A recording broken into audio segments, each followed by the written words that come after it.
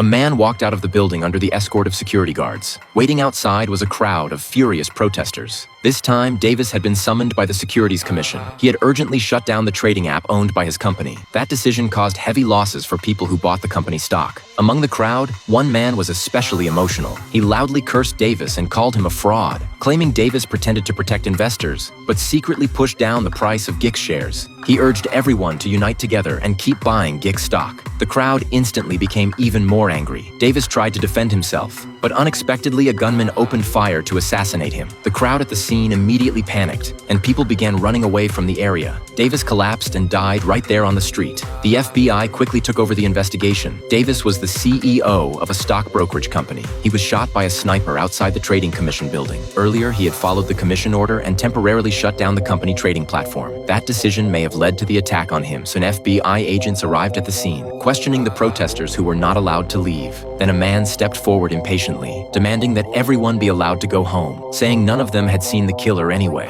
Then he began stirring up the crowd again, but Bell immediately exposed his identity. The man reacted extremely fast, claiming his goal was about public health, not about stock prices or supporting shareholders. Nathan quickly shifted the situation back under control. The two agents had no choice but to walk away. Meanwhile, another team went to Davis' home and questioned his wife about recent events. She said they had received many threats lately, which was why she had shut down her social media. But people had misunderstood Davis. He actually disliked the Wall Street elites. He created the trading platform to help small investors. The agents asked if there had been any real conflicts. Mrs. Davis mentioned an incident from the day before. A man had come to their house yelling at Davis and even threatened their personal safety. Davis only pushed the man away, then quickly pulled his wife back inside the house. Ian later checked the street surveillance footage and confirmed that Mrs. Davis was telling the truth. Unfortunately, the face in the footage could not be identified. Alice recognized that the same man had been at the protest, but based on photos from the New York police, 7 minutes before the shooting happened, the man no longer appeared on any cameras. Jubal told Alice to immediately search the chat rooms to see if anyone had posted threats against Davis. Alice found someone using the name Wolf of Wall Street. His appearance matched the man who confronted Davis, and he had posted several threatening messages toward him. FBI agents quickly located the person. His real identity was a day trader. He insisted he had nothing to do with the shooting, saying those hateful messages were only to vent anger.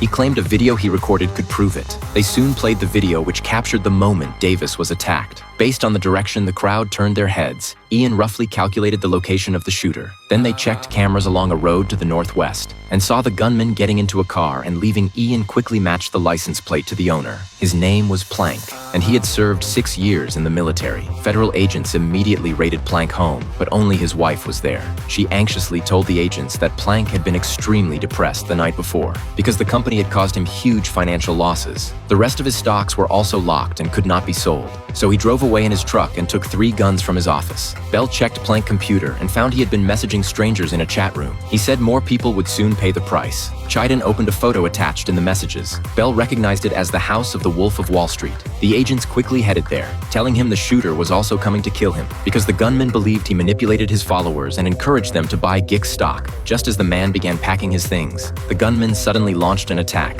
Scola quickly pulled him aside and told him to hide somewhere without windows. Tiffany began firing back immediately. The gunman then tried to escape right away. Both agents rushed out to chase him. Tiffany took a shortcut and suddenly intercepted the gunman. By the time Scola arrived at the scene, Tiffany had already arrested the shooter, and the man turned out to be Plank.